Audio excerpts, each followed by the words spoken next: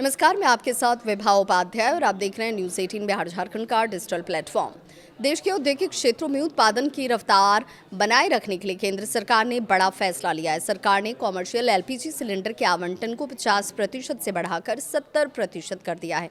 ये फैसला ऐसे वक्त में आया जब मिडिल ईस्ट में जारी तनाव की वजह से ऊर्जा सप्लाई पर असर पड़ रहा है और कई उद्योगों के सामने ईंधन की कमी की चुनौती खड़ी हो गई है। पेट्रोलियम और प्राकृतिक गैस मंत्रालय के सचिव हैं डॉक्टर नीरज मित्तल। उन्होंने सभी राज्यों को पत्र लिखकर इस फैसले की जानकारी दी।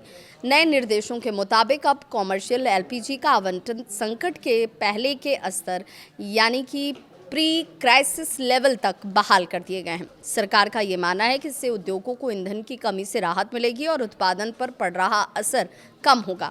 सरकार ने साफ किया है कि इस बढ़े हुए कोटे का फायदा सबसे पहले उन उद्योगों को मिलेगा जहां बड़ी संख्या में मजदूर काम करते हैं और जो देश की अर्थव्यवस्था के लिए बेहद अहम माने जाते हैं।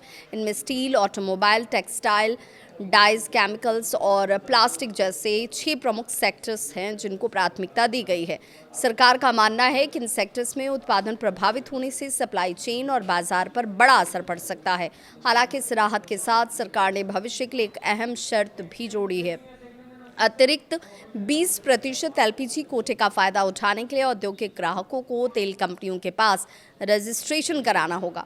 इसके साथ ही उन्हें अपने शहर की गैस कंपनी के पास पीएनजी यानी पाइप्ड नेचुरल गैस कनेक्शंस के लिए आवेदन करना अनिवार्य कर दिया गया है। दरअसल सरकार का दीर्घकालिक लक्ष्य ये है कि उद्योग धीरे धीरे एलपीजी से हटकर पीएनजी जैसे अधिक सुरक्षित और स्थिर विकल्प की तरफ आगे बढ़ें।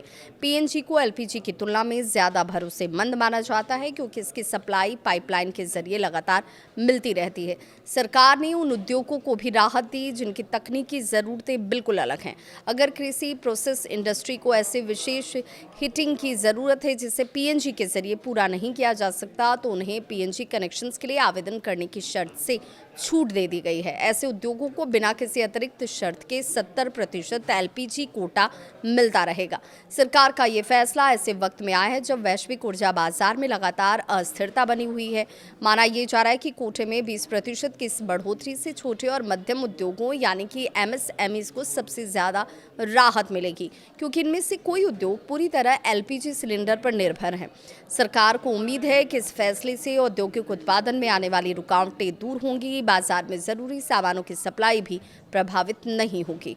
साथ ही भविष्य में उद्योगों को अधिक स्थिर और सुरक्षित ऊर्जा विकल्पों की ओर बढ़ाने का रास्ता भी तैयार होगा और इसीलिए इस मकसद से इसकी शुरुआत की गई है जिसमें लोगों का साथ और सहयोग भी उतना ही ज़रूरी है। इस पर आपकी क्या है राय? कमेंट सेक्शन में अपनी राय ज़रूर बताएं। खबर अच्छी लगे तो इसे लाइक और शेयर ज़रूर करें।